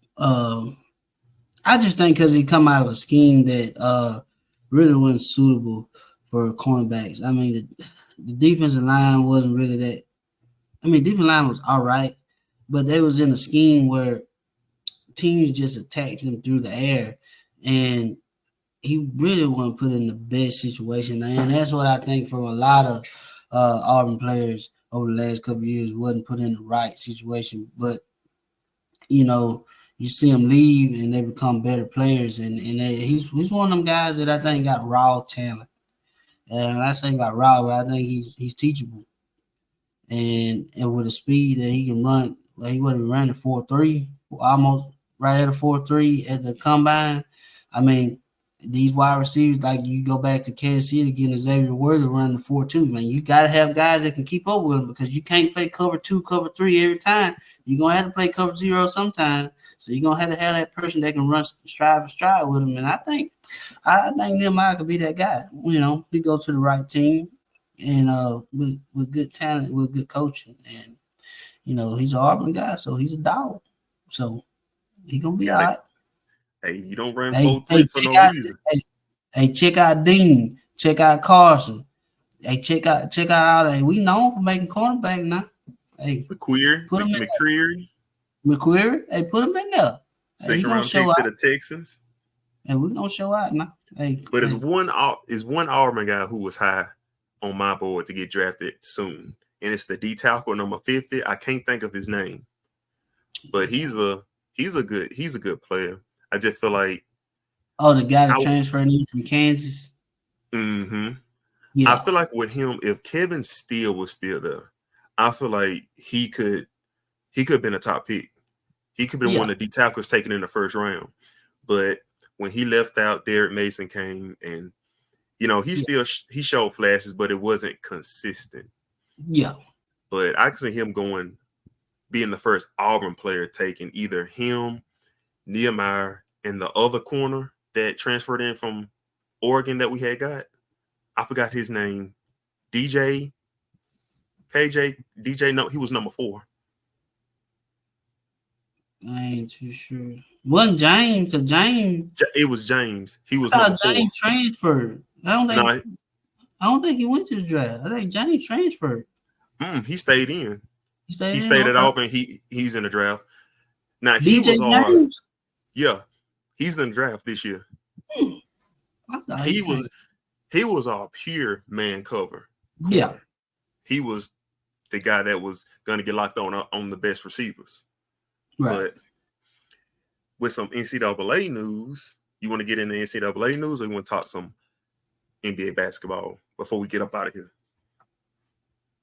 What was the NCAA news? Them putting the radio in the hill in the 2-minute warning? Not that one, which I didn't know that. I didn't know about the 2-minute warning. That's wild. Yeah. They're basically doing everything that the NFL do, but without other NFL rules, which is stupid. Yeah. But it's stupid. But it was the transfer portal. They changed it. So anybody can transfer as long as they meet the academic requirements for the school they're going to. And I think they can actually play in season wherever they transfer to, which is wild. That's crazy. Hell, your team 2-7, you transfer to a 10-0 team just playing the thing. Yeah, that's stupid. Yeah. Now that's what I read up. That's what I read up on. don't quote me on this. Is what I read. I think that's what it means. What I I read. don't think they can do that. I want to see that happening now. Not no in season maneuver. Now we're treating this like the NFL. Now we're making in season trade. So now we got to really think about what coaches contacting players. So we can't do that. No, that ain't gonna work because it's gonna be poaching. It's just trying to. That coach see that team not having a good season, so let me go call them. Hey, we got a chance to make playoffs now. Don't you want to come on over here? Yo. No, we don't need to do that. We don't need to do that. Okay. So the NBA, Lakers are down 3-0. Going to lose that. It's over, is done. Do you think LeBron stays another year? No. This is LeBron's it's a player option. He waits to see what Bronny does. And the scouts right now are saying they thought USC hold Bronny back. So they're not evaluating Bronny from the college season anymore. They're going to evaluate him from the summer league, from the summer camps. So as he goes out and shows out in the summer camps, he's got all the right to be a first round pick. And the Cavaliers, they're talking about the Cavaliers got the 20-some pick in the draft. They talking about a farewell ending and a new beginning. And I love it. I wish it happened. Cleveland takes Bronny the 20-some pick in the first round. LeBron goes back to Cleveland to end it. Hey, what next year? What better ending can you get? What better ending and better beginning can you get as a Cleveland fan now in the state in Ohio? What can you get? There's no better feeling. So hey, I hope the NBA push it. I hope the NBA set the Cavaliers up to take Bronny. I mean, yeah, you can't ask for a better ending and a better rewritten story of the new era of a James. Right. I hope it happens. But Joel Embiid, he's dealing with Bell's palsy in his left thigh. I didn't even know that. Ty read up on it earlier today. He has Bell's palsy, and he's been dealing with that. I think he said after the first game of the Miami series, he's been having migraines, and that's when all that started happening. So hopefully he'll recover from that. And yeah. And also, as far as the NFL, your boy A.J. Brown got that big contract extension. He did. What, $96 million? 8 is guaranteed. 3 years. Hey, y'all spending big money on the offense. Hey, it was a question. I thought we were going to let him walk. I thought they were going to trade him. He was posting on Instagram Twitter that he was going to get traded to, and right for the draft, they gave him that contract, and I'm glad because we didn't need to see him walk. We needed him real bad. So, fun fact, he got traded on draft night. He almost got traded again to the Patriots on draft night, and now he got an extension on draft night. It's just something about these draft nights. This man just draft nights just working his man favor somehow. That's crazy. We gave 2 of our wide receivers extension this year. We gave Devontae Smith extension this year, and then we gave A.J. Brown extension. So I'm shocked. And then we got the bad boy Saquon in the backfield. So oh yeah, I'm shocked with Devontae Smith. I thought they would have let him either traded him or at some point let him walk. But you can't let a talent like Devontae Smith walk, man. Devontae Smith. Hey, I don't know if you watched the game or not, but it wasn't just A.J. Brown. Devontae Smith was making plays too. A.J. Brown was the only reason you really heard A.J. Brown because he was demanding the football. He was that true number one that wants the football. And I agree with it. If you're going to be a true number one, you're going to demand the football. So I don't have a problem with that. But once you get too much attraction to you, then you got that guy, Devontae Smith. And they said the same way. Jalen Hurts goes with the high hand. He don't care who you is. If you got the high hand, you get the football. So that's right. We need both of them. Okay. Well, we're almost running out of time. So, any final remarks you got for the people? Hey, we all seen what's going on with this NFL draft. We seen what's going on with college football. Hey, do what you need to do this summer. Do what you need to do in August. Hey, then to come to show out August, 26, 29th, Buffaloes plays first game on Thursday night. Tune into that. But they're going to start us off. They're going to start us off into football season. And it's going to be fun. It's going to be fun. I wouldn't want you to miss it. Oh, yeah. And also Roger Goodell, he also said that he's pushing for more international games in the upcoming seasons. Right. So I feel for the NFL players. Their body gonna go through it. Already going through a long NFL season, and he's trying to cut down the preseason from 3 to 2. At some point, we probably ain't gonna have a preseason. We're just gonna have a camp and start the season early, so they can start doing more games internationally and stuff like that. So I don't like it, but hey, all change may not be bad change, but I don't like it. I don't feel sorry for them. They get paid millions of dollars. Hell, they can go play in Antarctica for all I care. And you gonna watch them suffer on every Sunday. They making millions of dollars, so do what they say. Hey, they humans just like you. That's right. That's fine. That's fine. But they also getting paid millions of dollars to catch throw a football, run the football, and tackle somebody. So, hey, do what they say do. That's your job. Just because you're getting paid millions, the guy telling you what to do, he's a billionaire. You ain't on his level, so you still the employee. Go do what he say do, or go find another job. I bet you ain't gonna go find another job, so do what he say do. Hey, Coach Watkins came straight from his mouth. Straight from his mouth. Coach Watkins. That's so right. That's all the time we got. Had a good talk. Talked NFL draft. Talked college football. We talked NBA. Hopefully we covered everything we said we was going to talk about. So hopefully you guys like it. Make sure y'all like the video. Make sure y'all share it. Tell a friend to tell a friend. Comment what y'all think. Like I said, we'll give you a shout out. Ask any questions. We're going to make sure we answer it in the next video and shout you out with that as well. And make sure to subscribe because we got to get my boy Ant a beer sponsorship deal. We got to get Bud Light, Natural Light, anything. Bud Light, Natural Light. We got to get my boy Natural Light sponsorship deal. And hey, only y'all can help him. That's right. Hey, y'all see it. He drank them every day faithfully. Faithfully. I got his big brother too over here. See? Big brother. His big brother always somewhere lurking around. He just ain't showed him yet. But hey, appreciate y'all watching it.